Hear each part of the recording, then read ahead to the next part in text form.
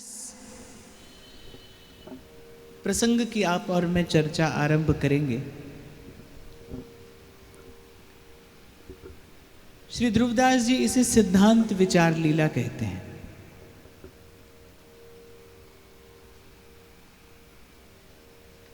और मेरा ऐसा विश्वास है कि ये सिद्धांत विचार लीला एक प्रकार से श्री ध्रुवदास जी ने गागर में सागर भरा है। यदि भली भांति इस सिद्धांत विचार लीला को हृदयंगम कर ले कोई, तो मुझे नहीं लगता कि इसके बाद कोई और प्रश्न, संशय या जिज्ञासा रह जाता है। और मैं बहुत विचार पूर्वक, मनोयोग पूर्वक आपको ये बात कह रहा हूं कि श्री ध्रुवदास जी ने गागर में सागर भरा है, सब कहा है, और मुझे लगता है सब कह दिया है। रसिकों की वाणी है, ये बड़ी गहन गंभीर वार्ता है। विचार पूर्वक ही मुझे कहना चाहिए और मनोयोग पूर्वक ही आपको श्रवण करना चाहिए, क्योंकि इस प्रसंग का नाम ही है सिद्धांत का विचार। देखिए, एक बात मैं यहां पर आपको निवेदन करता हुआ आगे बढ़ूं कि किसी भी कार्य को सही प्रकार से करने से पूर्व उसे सही प्रकार से समझना आवश्यक है। समझने से पूर्व सही प्रकार से सोचना आवश्यक है। यदि आप ठीक सोच सकते हैं तभी आप ठीक समझ सकते हैं। ट्राई करके बोलचाल की भाषा में हम लोग कहते हैं ना, भाई सोच समझ कर कार्य करना, सोच समझ कर कार्य करना। यदि आप ठीक सोच सकते हैं तभी आप ठीक समझ सकते हैं, ठीक समझ सकते हैं तभी आप ठीक कर सकते हैं। और बात होती है जब ठीक सोचने की, तो ठीक सोचने के लिए केवल बुद्धि की नहीं, विवेक की आवश्यकता भी होती है। विवेक युक्त होकर यदि आप सोचते हैं, आप यदि चिंतन मनन करते हैं, तभी आप ठीक समझ पाएंगे। और जब आप ठीक समझेंगे तभी आप ठीक कर पाएंगे, और ठीक करेंगे तभी ठीक परिणाम आपके हाथ में आएगा। तो ये जो सिद्धांत का विचार है, एक प्रकार से इसमें श्री ध्रुवदास जी प्रेम रस सिद्धांत के विषय में सही प्रकार से पहले सोचना सिखाते हैं, फिर समझना सिखाते हैं, और फिर करना सिखाते हैं। इसलिए मैंने कहा कि मैं भी विचार पूर्वक आपको कहूं और आप भी बहुत मनोयोग पूर्वक इसका श्रवण करना। ये बड़ी गंभीर वार्ता है। आरंभ ही करते हैं ध्रुवदास जी, प्रेम की बात कछु एक लाडली लालजू जैसी उर में उपजाई तैसी कही। प्रथम शब्द से ही स्पष्ट कर देते हैं कि जो सिद्धांत है इसका संबंध किससे है? प्रेम से है। मैं प्रेम की वार्ता करने जा रहा हूं। विगत कई दिनों से हम चर्चा करते आ रहे हैं, मैं भी बार बार आपसे कहता हूं, भाई प्रेम को सोचने और समझने में ही हमसे भूल हुई है, इसीलिए प्रेम करने में भूल हुई। और जब प्रेम करने में भूल हुई तो प्रेम का परिणाम भी वो आया जिसकी आपको मुझे आशा अपेक्षा नहीं थी। प्रेम तो किया था कि प्रेम करने से सुख होगा, पर हमारे जीवन में परिणाम क्या आया कि जहाँ जहाँ प्रेम किया, जहाँ जहाँ प्रीति लगाई, वहाँ वहाँ अंत में दुख आहत आया। और फिर संत कहते गाते सुनाते भी हमें सुनाई पड़े कि जगत में झूठी देखी प्रीत, पर आप और मैं उसे ठीक से समझ नहीं पाए। तो सबसे पहले ध्रुवदास जी ने प्रथम पंक्ति में स्पष्ट कर दिया है कि भाई ये प्रेम विषयक वार्ता है। मैं पहले आपको प्रयास करूंगा समझाने का कि प्रेम वस्तुतः होता क्या है। मैं फिर आपको कहूंगा, प्रेम को सोचने और समझने में हमसे भूल हुई है, इसीलिए प्रेम को करने में बार बार भूल होती है। पहले समझ लीजिए प्रेम होता क्या है, कैसा है, क्या उसका गुण धर्म है, कैसा उसका स्वरूप स्वभाव है, कैसी उसकी गति है, कहाँ से उसका आरंभ होता है, किस प्रकार वो आगे बढ़ता है, उसका विश्राम स्थल क्या है, दिशा क्या है, किस दिशा में प्रेम आगे बढ़ना चाहिए। तो ध्रुवदास जी ने इन सब प्रश्नों का उत्तर इस सिद्धांत विचार लीला में दिया है। और मुझे ऐसा लगता है कि गुरुजनों की कृपा से, इन रसिक संतों की कृपा से, यदि ये सिद्धांत विचार लीला हृदयंगम हो जाए, यदि इसका मर्म, इसका रहस्य आप समझ लें, तो मैं बड़े विश्वास पूर्वक आपको कह रहा हूं, इसके बाद कोई प्रश्न नहीं रह जाता, कोई प्रश्न नहीं है, कोई संशय नहीं है। मन निर्ग्रंथ कर दे, ऐसी ये सिद्धांत विचार लीला है। निर्ग्रंथ हो जाए चित्त। देखो, बड़ी उपलब्धि है कि मार्ग मिल जाए। आप किस गति से चलते हो ये बात दूसरी है, मार्ग एक मिल जाए ये बहुत बड़ी उपलब्धि है। आपको और मुझे तो कभी कभी चिंतन करें तो ऐसा लगता है कि जैसे अभी एक मार्ग ही नहीं पकड़ा हमने। कभी किस मार्ग पे पग धरा, कभी किस मार्ग पर पग धरा, कभी मन कहाँ चल दिया, कभी मन कहाँ चल दिया। अभी तो आपको मुझे एक मार्ग ही नहीं मिला। इसीलिए मैं आपको कह रहा हूँ, एक मार्ग का मिल जाना भी बहुत बड़ी उपलब्धि है। गति तो जिसकी जैसी होगी वो व्यक्ति चलेगा, पर मुझे लगता है सही मार्ग पर कोई चल रहा है, तीव्र गति से चल रहा है तो पहले पहुंच जाएगा, शीघ्र पहुंच जाएगा। कोई मंद गति से चल रहा है तो देर से पहुंचेगा, लेकिन दो बात तो स्पष्ट है ना कि ठिकाने पहुंच जाएगा, वो ठिकाने लग जाएगा। मार्ग सही होना बहुत आवश्यक है। तो ये सिद्धांत विचार लीला एक प्रकार से प्रेम का मार्ग स्पष्ट कर देती है। हमारा मार्ग क्या है, किस मार्ग पर हमें आगे बढ़ना है। और मैं फिर कहूंगा आपको कि गति की चिंता नहीं है। और कभी कभी तो ऐसा भी देखा जाता है, प्रेम के मार्ग पर कोई पड़ जाए ना, वो चल ना सके, तो प्रेम का मार्ग तो ऐसा है कि जीव चलकर न जा सके तो प्रभु चलकर आ जाते हैं। अगर मार्ग ठीक हो तो, अगर हमारी दिशा ठीक हो तो गति की चिंता नहीं है। हो सकता है एक व्यक्ति 100 माला दिन में फेरता हो, एक व्यक्ति 2 माला दिन में फेरता हो। यदि उन दोनों का भाव शुद्ध है, उन दोनों की भावना यदि पवित्र है, तो आज नहीं तो कल दोनों पर प्रभु की कृपा होगी, दोनों को अनुभव होगा, दोनों को उपलब्धि होगी। तो मार्ग सुस्पष्ट करती है, प्रेम का पथ प्रशस्त करती है सिद्धांत विचार लीला। ध्रुवदास जी के श्री चरणों में प्रणाम करते हुए, उन्हीं के चरण धूल मस्तक पर चढ़ाते हुए हम इस गहन गंभीर वार्ता में प्रवेश करते हैं। तो पहली बात कहते हैं, प्रेम की बात कछु एक लाडली लालजू जैसी उर में उपजाई तैसी कही। अर्थात इसमें मेरा अपना कोई प्रयास नहीं है, मैंने अपनी ओर से कुछ नहीं कहा है। ध्रुवदास जी कह रहे हैं कि जैसी प्रियालाल ने हृदय में प्रेरणा की है वैसा ही मैं निवेदन करता हूँ। इसमें मेरा अपना कोई प्रयास नहीं है, मेरी अपनी बुद्धि का प्रयोग इसमें नहीं हुआ है।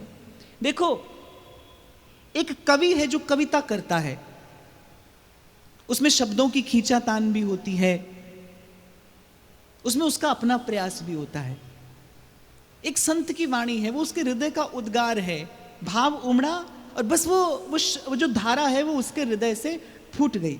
जिसमें प्रयास होगा उसका प्रभाव सीमित होगा, जिस वाणी में प्रयास होगा उसका प्रभाव सीमित होगा। वो थोड़ी देर का मनोरंजन करेगी, बस, उससे अधिक उसकी सामर्थ्य नहीं है। लेकिन जिस वाणी में प्रयास ना होकर जिस वाणी में प्रभु का प्रसाद होगा, उसकी अतुलित सामर्थ्य होगी, वो कालातीत होगी। आप देखो, इन संतों की वाणियाँ आज सैकड़ों सैकड़ों वर्षों के बाद भी उसी प्रकार प्रदीप्त हैं, उसी प्रकार जाज्वल्यमान हैं, उसी प्रकार पथिकों का पथ प्रशस्त कर रही हैं। ये ज्योति स्तंभ हैं, और ये ज्योति स्तंभ भी कैसे हैं, जैसे मणिदीप होता है ना, उसको न तो घी की आवश्यकता है न बाती की, जो अपने प्रकाश से प्रकाशित है। ऐसे ही इन रसिक संतों की वाणियाँ हैं, ये शब्द अपने प्रकाश से प्रकाशित हैं। और गोस्वामी जी तो कहते हैं, महामोह तम पुंज जासु वचन रवि कर ही नहीं कर। ये वचन रूपी सूर्य है, जिसके उदय होते ही महामोह का अंधकार दूर होता है। इसलिए मैंने कहा कि ये जो सिद्धांत विचार लीला है, ये प्रेम का पथ स्पष्ट करने वाली वाणी है। फिर कहते हैं, रसिक भक्तन सो यह बिनती है, जो कहूँ घटबड़ भूल कही गई हुई, तो कृपा कर समझाई देनी। यहाँ ध्रुवदास जी के हृदय की वो अद्भुत विनम्रता, वो उनका दैन्य प्रकट हो रहा है। जबकि ये वाणी प्रसाद है, वो कह रहे हैं कि प्रियालाल की बात आप तक पहुंचाने में भी यदि मुझसे कोई भूल, कोई त्रुटि हो गई हो, तो मैं सब रसिक संतों से क्षमा याचना करता हूं। और ऐसे ही हृदय पर भक्ति भावना विराजमान होती है। मैं तो समझता हूं कि जो ध्रुवदास जी ने इस संसार को दिया, इसे मेरा पक्षपात पूर्ण वाक्य भी समझा जा सकता है, पर जो श्री ध्रुवदास जी ने संसार को दिया, न भूतो न भविष्यति, प्रेम का जैसा वर्णन, यद्यपि प्रेम अनिर्वचनीय है, वर्णन का विषय नहीं है, पर ध्रुवदास जी की वाणी की अतुलित सामर्थ्य है। प्रेम का जैसा वर्णन ध्रुवदास जी की वाणी करती है, अन्यत्र कहीं दर्शनीय नहीं है। जो लालित्य, जो मधुरता, जो सुंदरता, जो सुवास ध्रुवदास जी की वाणी है, अन्यत्र दुर्लभ है। असंभव नहीं है तो दुर्लभ तो अवश्य है, ऐसा बहुत कम देखने में आता है। जेहि प्रेम माधुरी श्री युगल चंद आनंद कंद नित्यानंद उन्नत नित्य किशोर श्री वृंदावन निकुंज बिहार रसमत विलास करत हैं यथामति किंचित ढीठ्यों के कही जैसे सिंधु ते सीप भर लीजिए। अब पुनः निवेदन करते हैं कि यद्यपि प्रेम की बात कहने योग्य नहीं है, मैं जो वार्ता कहने जा रहा हूं वो वर्णन का विषय नहीं है, वाणी उसका स्पर्श नहीं कर सकती, मन उसे छू नहीं सकता, पर फिर भी कहते हैं वो नित्य विहार जो युगल चंद आनंद कंद नित्यानंद उन्नत नवनित्य किशोर राधा माधव युगल वृंदावन की निकुंजों में विलसते हैं, वो नित्य विहार और उस नित्य विहार की कुछ वार्ता मैं आपसे करने जा रहा हूं। ध्रुवदास जी कह रहे हैं किंचित ढीठ्यों के कही, बोले ये है तो मेरी धृष्टता, मुझे नहीं कहना चाहिए, पर फिर भी प्रेम के आवेश में आकर मैं ये बात कहता हूं। पर कहते हैं कहा मैंने कितना है, जैसे सिंधु ते सीप भर लीजिए। बोले मेरी वाणी में जो भी प्रकट हुआ है वो उस रस समुद्र का बिंदु ही है, उस रस सिंधु का एक बिंदु ही मैंने कहा है। और मुझे लगता है आपको मुझे विचार करना चाहिए कि जिस रस सिंधु का बिंदु सारे विश्व को रसाप्यायित कर देने के लिए पर्याप्त है, वो रस सिंधु कैसा होगा, वो रस सिंधु कैसा होगा। ध्रुवदास जी की वाणी में झलक मिलती है भाई, उस निकुंज की झलक मिलती है, प्रियालाल के रूप की झलक मिलती है, श्री जी के उस स्वभाव की झलक मिलती है, लाल जी के उस प्रेम की झलक मिलती है, सहचरियों की सेवा भावना की झलक मिलती है, वृंदावन के उस अद्भुत स्वरूप की छवि छटा दिखाई पड़ती है। और मैंने कहा इस शब्द में सामर्थ्य कभी दिखाई नहीं पड़ी, लेकिन ध्रुवदास जी की वाणी ने उस असंभव को संभव करके दिखाया है। एक प्रकार से सांगोपांग वर्णन ध्रुवदास जी की वाणी प्रेम भावना का कर देती है। पर फिर भी ध्रुवदास जी कहते हैं भाई जो मैंने कहा है वो बिंदु ही है, वो तो मैंने सिंधु का संकेत मात्र किया है। एक बार अकबर ने ऐसे ही किसी सरोवर के किनारे भ्रमण करते करते तानसेन से कहा कि तानसेन मुझे नहीं लगता कि तुम्हारे जैसा कोई और गाने वाला इस संसार में होगा। पर तानसेन ईमानदार थे, तानसेन निश्चल मन रहे होंगे, निष्कपट मन रहे होंगे, बादशाह को कह देते कि आप ठीक कहते हैं। पर उस सरोवर के किनारे भ्रमण कर रहे थे, तानसेन दौड़ कर गए और उस सरोवर में अपनी उंगली डुबोई और उंगली ऊपर उठाई तो वो एक बिंदु टपका। तानसेन ने कहा बादशाह ये जो बिंदु आप देख रहे हैं ये मैं हूं, और ये जो सामने लहराता हुआ ये जलाशय ये सरोवर आप देख रहे हैं ये सरोवर मेरे गुरुदेव हैं, मैं तो इसका एक बिंदु मात्र हूं।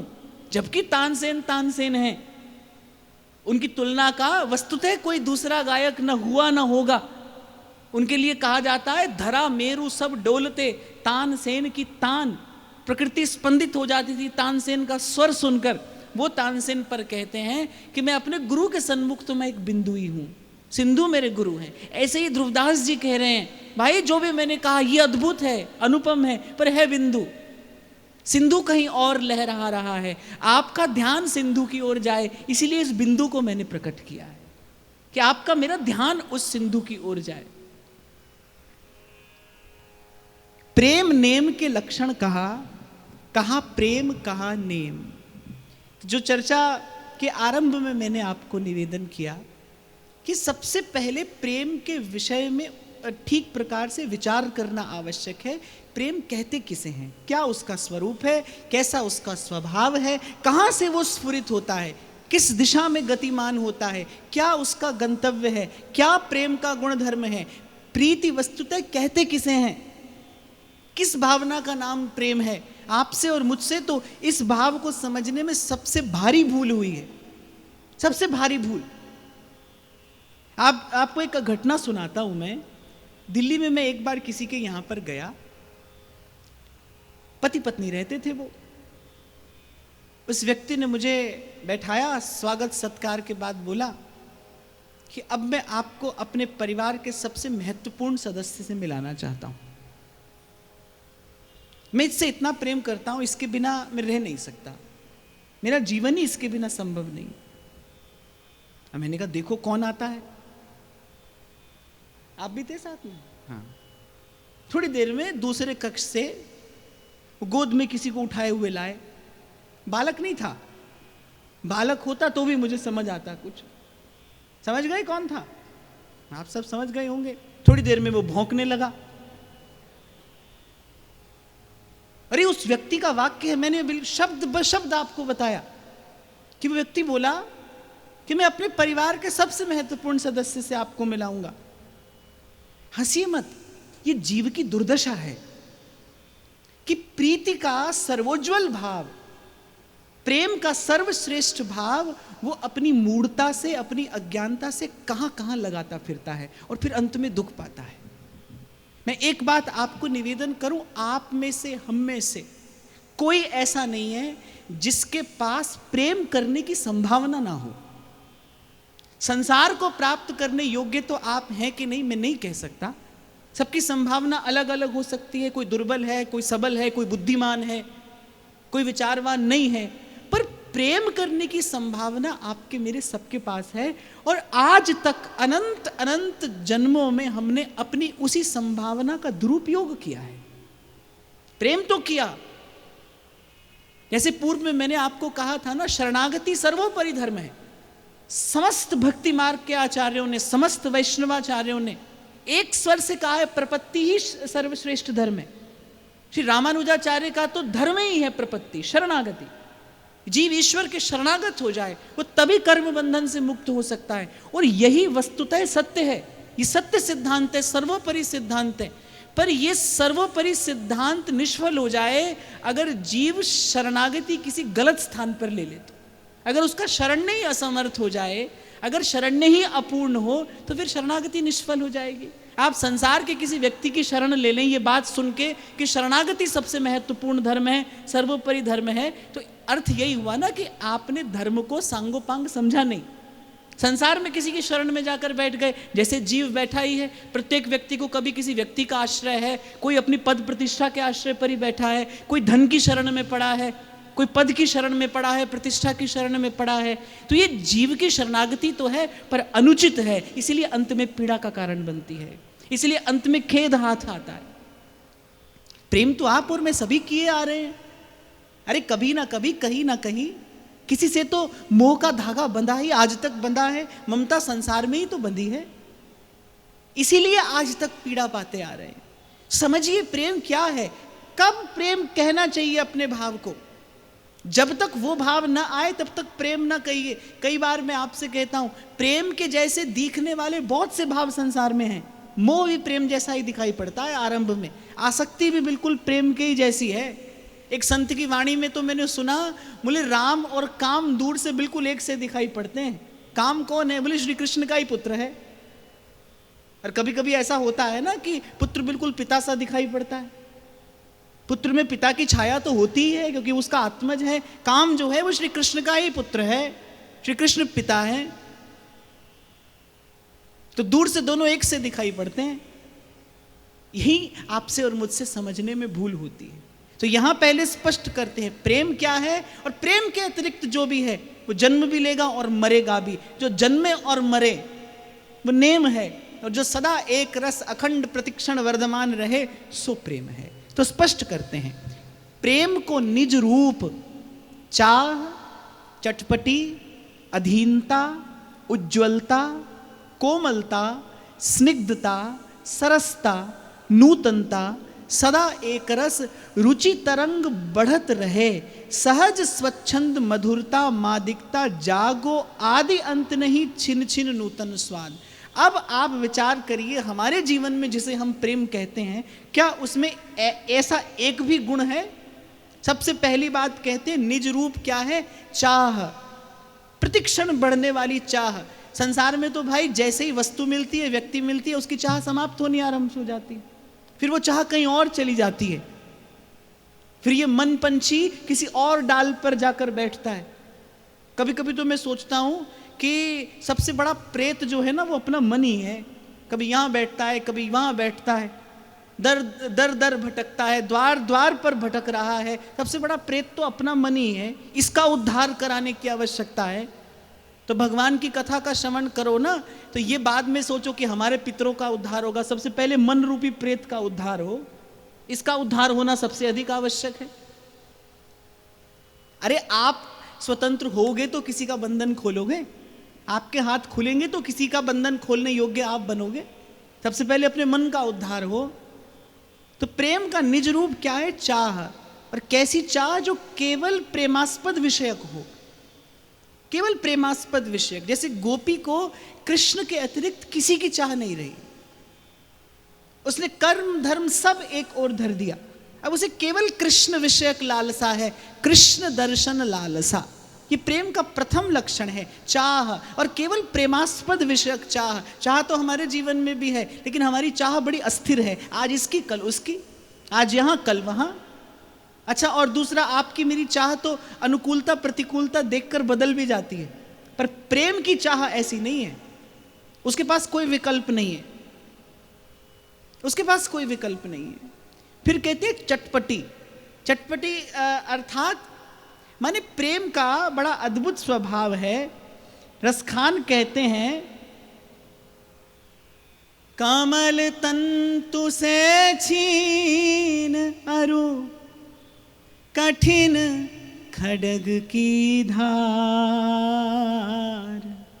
अति सूधो टेढ़ो बहुत प्रेम पंथ अनिवार्य।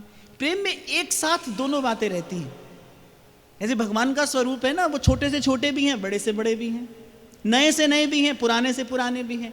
ऐसे ही प्रेम है। रसखान कहते हैं कि कमल तंतु से छीन, कमल के तंतु से भी कोमल है, और कठिन खड्ग की धार, और खड्ग की धार से भी कठिन है।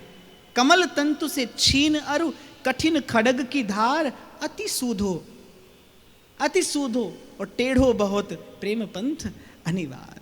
बहुत सीधा भी है, बहुत कठिन भी है, बहुत सरल भी है और बहुत कठिन भी है। तो जो चटपटी क्या है? प्रियतम मिल जाए। प्रिया जी लालजू के सन्मुख बैठी हैं, महाप्रभु तो कह रहे अंकस्थितेपि दयिते किमपि प्रलापम। गोद में बैठी हैं, गोद में बैठे बैठे हाँ मोहन पुकार उठती हैं। कोई पूछता है क्या हुआ? श्री ललितादिक सहचरियां पूछती हैं क्या हुआ, और आप प्रियतम को स्मरण कर रही हैं। प्रियतम कहीं मुझसे दूर चले गए तो केवल ये भाव मन में आया और प्रेम विह्वल हो गई। इसे कहते हैं चटपटी। तृप्ति भी है और अतृप्ति भी है।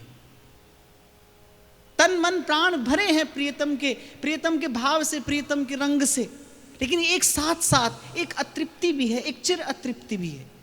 वैसे तो आप और मैं पता नहीं किस आधार पर ये चर्चा कर रहे हैं, क्योंकि भगवत रसिक, रसिक की बातें रसिक बिना कोई समझ सके ना।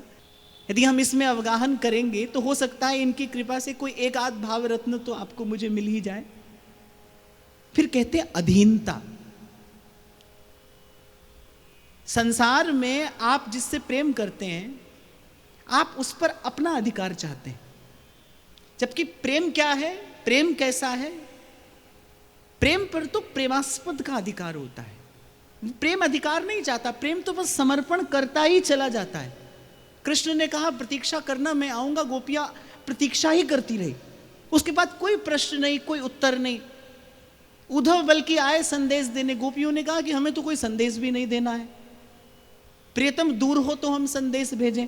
हमारे भीतर भी वही हैं, हमारे बाहर भी वही हैं, अंग संग भी वही हैं। आंधे किसी लाकरी आधार श्याम नाम है। कोई प्रश्न नहीं है, कोई संशय नहीं है, हमें कुछ कहना नहीं है, कुछ सुनना नहीं है, कुछ जानना नहीं है। प्रियतम की स्मृति से ही हमारे तन मन प्राण भरे पूरे हैं, तृप्त हैं। इसे कहते हैं अधीनता। सर्वात्म का समर्पण है। संसार में इससे बिल्कुल विपरीत दर्शन होता है, बिल्कुल विपरीत। जो आपका प्रेमी है वो आपसे कहेगा कि आप बस उसी की ओर देखें, उसी से ही बतलाएं, बस आप उसी के अनुकूल रहें, बाकी चाहे सारे संसार से प्रतिकूल हो जाएं। कभी कभी तो संसार में ऐसा देखने में आता है कि व्यक्ति अपने ही प्रेमी किंवा प्रेमास्पद से ये चाहता है कि केवल हमसे प्रेम हो, बाकी सबसे घृणा हो, बाकी सबका विरोध हो, केवल हमारे ही अनुकूल हो। तो संसार में जो प्रेम की भावना है ना, वो चाहती है कि आप अपना अधिकार कर लें, आप अपना अधिकार जमा लें। लेकिन जो दैवी प्रेम है, जो भगवदीय प्रेम है, वो समर्पण करता चला जाता है। उसके पास कोई प्रश्न नहीं है, वो तो बस देता ही चला जाता है, न्यौछावर ही करता चला जाता है। फिर कहते हैं उज्ज्वलता। संसार के प्रेम में उज्ज्वलता का कहीं दर्शन नहीं होता, क्योंकि वो वस्तुतः प्रेम है ही नहीं। आप और मैं उसे भूल से प्रेम कहते हैं।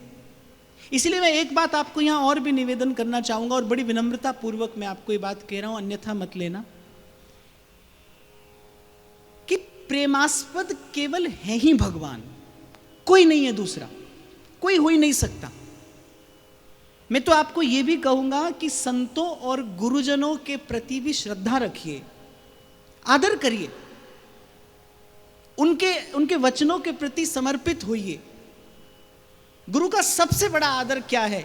शिष्य भजन करके भगवत प्राप्ति कर ले। मुझे नहीं लगता कि इससे अधिक कोई और आदर गुरु को दिया जा सकता है। मैं तो पहले दिन से यही सिद्धांत अलग अलग शब्दों में आपको निवेदन करता आ रहा हूं।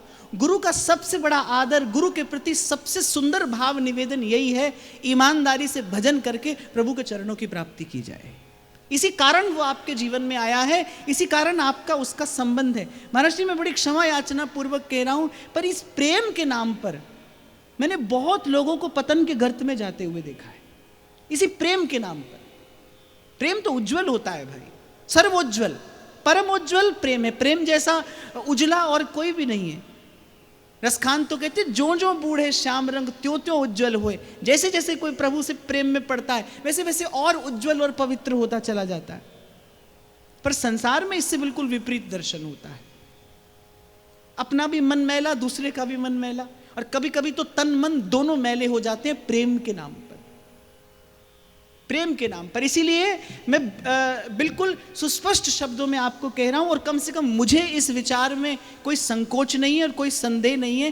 प्रेमास्पद केवल भगवान है, केवल भगवान है, केवल भगवान है, दूसरा कोई हो नहीं सकता। इसीलिए मीरा ने कहा परम पुरुष एक नंद नंदन है और सकल ब्रजनारी।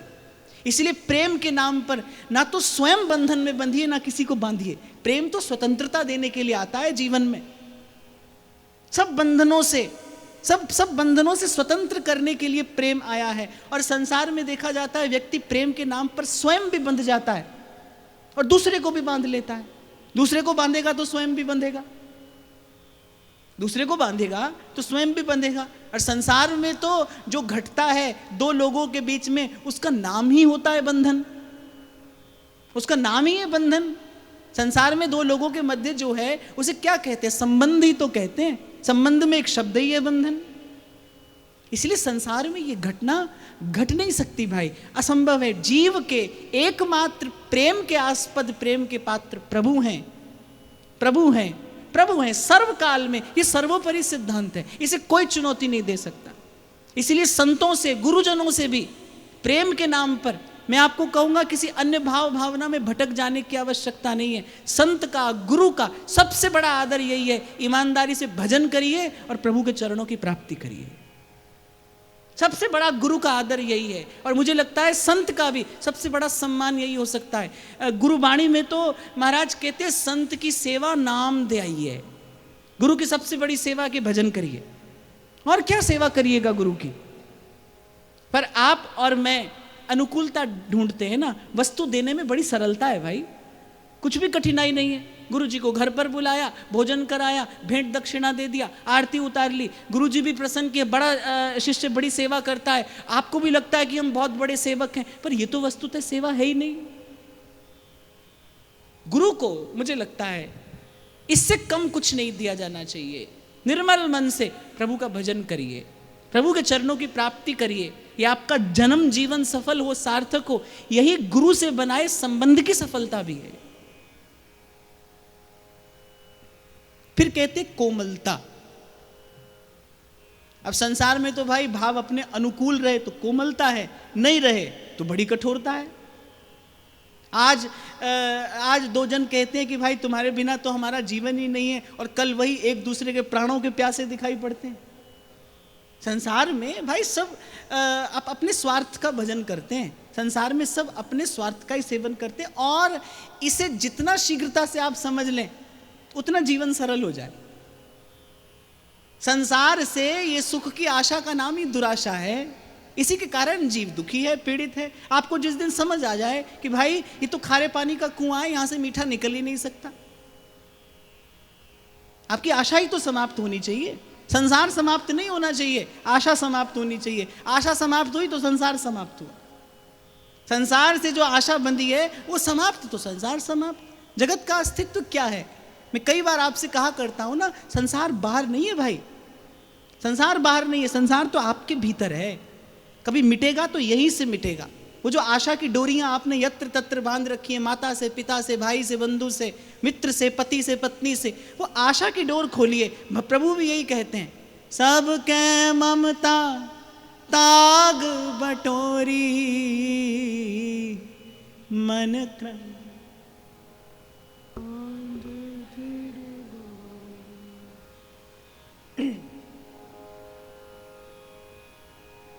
मम पद मन ही बांध बर डोरी।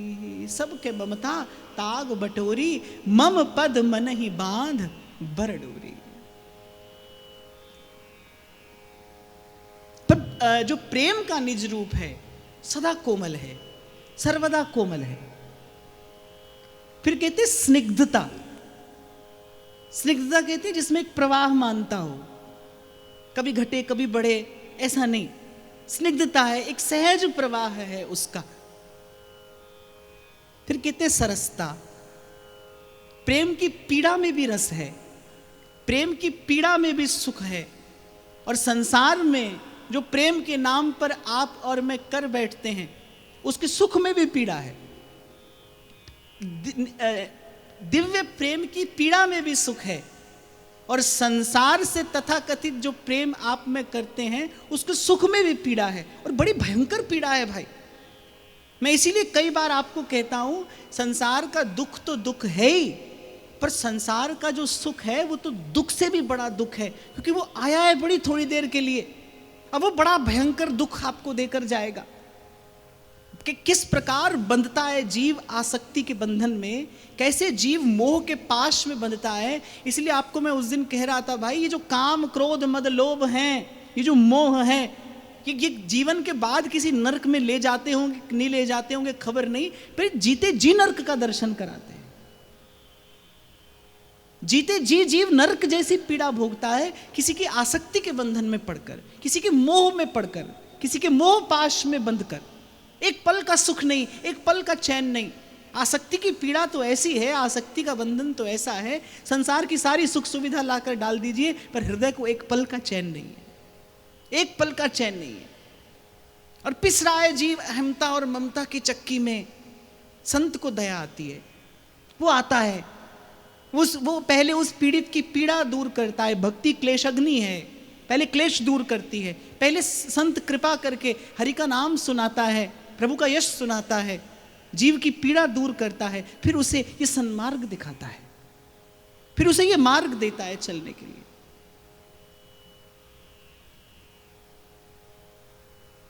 सरसता, अति सरस। और बस इतना ही स्मरण रखना कि प्रेम जन्य जो पीड़ा है, उस पीड़ा में भी बड़ा सुख है, पीड़ा में भी बड़ा रस है। फिर कहते हैं नूतनता। कभी पुराना नहीं पड़ता, कभी पुराना नहीं पड़ता। मैं देखता हूं पूरा पूरा जीवन संत लोग वृंदावन का वास करते हैं, राधा वल्लभ लाल का दर्शन करते हैं। उनसे पूछो कि कभी राधा वल्लभ लाल पुराने लगे? नित्य नवीन लगते हैं। अब तो मुझे खबर नहीं, पर महाराज जी पहले पहले जब मंदिर जाया करते, कुछ माइयां तो ऐसी थी जिनका 7 आरती का नियम था। शरीर रोगी है, चला नहीं जा रहा, किसी प्रकार घिसटते हुए आती है मंदिर में, लेकिन नियम है राधा वल्लभ लाल की प्रत्येक आरती का दर्शन करना है। पाग बनी पटका बन्यो, बन्यो लाल को भेख, और राधा वल्लभ लाल की दौड़ आरती देख। नित्य नवीन आनंद है उनको अपने शरीर की पीड़ा ही नहीं भासती, उनको अपने शरीर का कष्ट ही नहीं मालूम पड़ता। बस वो हंसते मुस्कुराते नक्शिक सुंदर राधा वल्लभ लाल का दर्शन करती हैं और प्रसन्न रहती हैं। संसार में ये कदापि संभव नहीं। संसार का भाव तो ऐसा है भाई, जैसे ही आपने छुआ बस वैसे ही वो पुराना पड़ने लगा, जीर्ण शीर्ण हो गया। आज आप अपने नवीन भवन में गए, पर वो नवीन भवन कितने दिन नवीन रहेगा? महीने में, 2 महीने में, 6 महीने में पुराना है। ऐसे ही कोई भी संबंध है, आज कुछ है कल कुछ होगा, आपके देखते ही देखते। जैसे हाथ से रेत झर जाती है ना, जैसे अंजलि का पानी बह जाता है, ऐसे ही जो संसार के संबंधों की चमक दमक है, आपका ही देखते देखते आपके हाथ से बह जाएगी। और मैं आपको बता रहा हूं, आप चाहेंगे तो भी कुछ नहीं कर पाएंगे। आप चाहेंगे, हो सकता है आप चाहें भीतर से कि इस व्यक्ति से हमारा प्रेम सदा ऐसा रहे, पर ऐसी कोई व्यवस्था ही नहीं है यहां। इसीलिए आरंभ में मैंने आपको कहा समझ लीजिए, बस लड़ना झगड़ना नहीं है, छोड़ना पकड़ना नहीं है, कहीं आना जाना भी नहीं है, कुछ करना नहीं है, केवल समझना है। और जहां से मैंने आरंभ किया, सही सोचेंगे तो सही समझेंगे, सही समझेंगे तो सही करेंगे। और इससे पहले एक बात और जोड़ देता हूं मैं, और सही सुनेंगे तो सही सोचेंगे। इसीलिए भगवान ने कहा प्रथम भक्ति संतन करी संगा, दूजी रति मम कथा प्रसंगा। संत के मुख से सत्य सुनोगे तो सत्य का विचार करोगे, सत्य का विचार करोगे तो सत्य का विचार करते करते एक दिन सत्य को समझोगे, और जिस दिन सत्य समझ में आएगा उसी दिन असत्य छूटेगा। सत्य समझ में आए बिना असत्य नहीं छूटता। कल भी मैंने आपको कहा था, आप में मान लीजिए कोई बुरी आदत है, कोई आपको कहता है आप छोड़ दीजिए, आप किसी के कहने में आकर छोड़ देते हैं, पर वो बुरी आदत तो वहीं की वहीं है। जब तक आप उसको बुरा नहीं समझते तब तक उसका परित्याग संभव नहीं है। जहाँ को है जहाँ सो मन मान्यो, सो है ताके हाथ बिकान्यो। अरे मन तो ऐसा है जो बुरे में से भी अपनी अनुकूलता खोज लेगा, आपको कोई कारण निकाल कर दे देगा, भाई हम तो ऐसा इसलिए करते हैं, हम तो ऐसा इसलिए करते हैं। एक बात मैं आपको बताऊं, व्यक्ति अपनी बुराई से क्यों मुक्त नहीं हो पाता? क्योंकि वो उसको बुराई मानता ही नहीं, वो उसको बुराई नहीं समझता है। बहुत बार आप अपने जीवन में अनुभव करना, जब आप अपना दोष देखोगे उसी समय, क्योंकि जब दोष दिखाई पड़ता है तो पीड़ा होती है, व्यथा होती है। उस व्यथा वेदना से मुक्त होने के लिए आप क्या करोगे? या तो आप किसी और का दोष देखने लगोगे, या अपना कोई गुण आप देखने लगोगे कि चलो मान लो हम में ये दोष है तो हम में ये गुण भी तो है। बस किसी प्रकार आप उस पीड़ा से मुक्त होना चाहते हो, जबकि मैं कहता हूं वही पीड़ा आपको आपके विकार से मुक्ति दिलाएगी। उस पीड़ा को बने रहने दीजिए। अपराध होता है, आप फटाफट जाकर कहते हैं अच्छा क्षमा कर दीजिए, प्रभु से जाकर क्षमा याचना करते हैं। पर मेरा चिंतन थोड़ा अलग है। मैं कहता हूं वो पश्चाताप की पीड़ा बने रहने दीजिए अपने जीवन में, वो आपको आपके उस विकार से सदा सदा के लिए मुक्त करा देगी। हाँ, पर मैं इतना आपको अवश्य कहूंगा कि जब तक अनुचित को आप अनुचित नहीं मानेंगे तब तक उसका त्याग संभव नहीं है। जब तक सत्य समझ ना आए तब तक ये असत्य रूपी संसार छूट नहीं सकता। कितनी भी बात करते रहिए भाई, हमारे जैसा कितना भी प्रवचन उपदेश कर लीजिए, पर ये जो असत्य है ये छूटता नहीं छूटता। जब तक प्रभु का स्वभाव समझ में नहीं आएगा तब तक संसार नहीं छूटेगा। और प्रभु का स्वभाव कौन समझाएगा? संत समझाएगा। इसीलिए भगवान ने बड़ा सुंदर क्रम दिया, प्रथम भक्ति संतन करी संगा, दूजी रति मम कथा प्रसंग। आप और मैं आए ध्रुवदास जी की शरण में।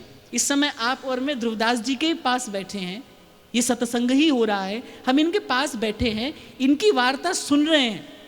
सुनकर ही तो कुछ सोचेंगे, सोचेंगे तो कुछ समझेंगे, समझेंगे तो कल कुछ करेंगे। आरंभ कहाँ से हो रहा है? श्रवण से। इसलिए श्रीमद् भागवत तो भक्ति का प्रथम चरण बताती हैं, श्रवणम।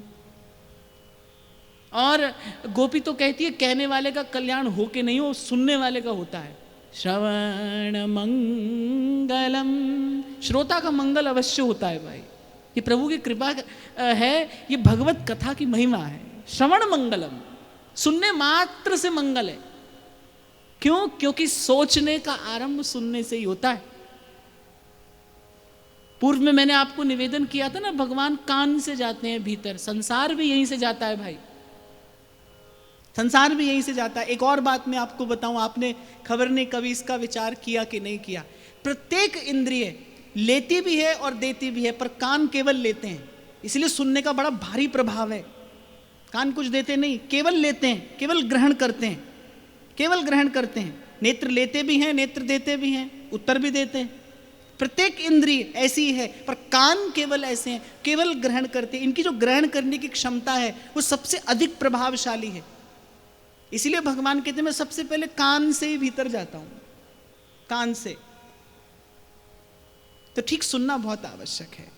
तो ये प्रेम के विषय में ये ठीक श्रवण करना पहले बहुत आवश्यक है। कैसा होता है प्रेम? तो कह रहे हैं नूतनता, संसार में नूतनता नहीं, संभव ही नहीं है भाई। संसार भी जीर्ण शीर्ण हो रहा है, हम भी हो रहे हैं, हमारा भाव भी हो रहा है। फिर कह रहे हैं सदा एक रस। संसार में तो होगा ही कैसे? संसार में कैसे होगा? आज जिसके रूप के आसक्त हुए आप मरे जा रहे हैं, कल उसका रूप समाप्त होने वाला है। पश्चिम की एक घटना है। एक व्यक्ति बड़े सभ्य थे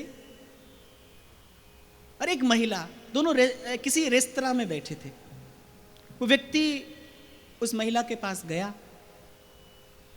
शिष्टाचार वश जो भी उसको प्रथम कहना था कहा, फिर अंत में उसने अपने मन की बात उस महिला के सन्मुख रख दी कि मैं आपसे एकांत में मिलना चाहता हूं। अब वो महिला जो थी वो बड़ी प्रबुद्ध थी, विवेकी थी। उसने सीधे सीधे कुछ नहीं कहा, उसने कोई कठोर शब्द का प्रयोग नहीं किया, कोई उत्तर नहीं दिया।